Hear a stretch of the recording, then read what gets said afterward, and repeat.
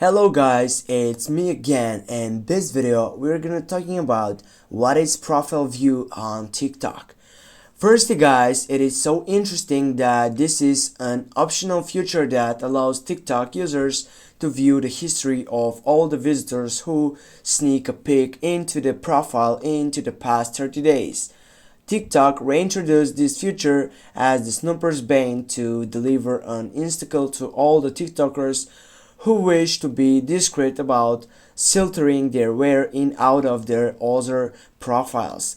But hey, it is not unreasonable, for if you wish to see who visit your profile, you must take the risk of exposing your underground activities as well.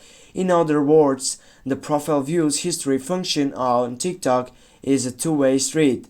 Like, you can access all the dossiers of your profile visitors when you enable it. Others can view if you visited their profile as well. Now, how do you get it through this side? It is so simple guys, with just typing on the fourth selection. Right now I am on the first one on the home screen, but if I go on the fourth selection on the inbox side, here as you can see, I could see all activity that has been getting up into my profile section.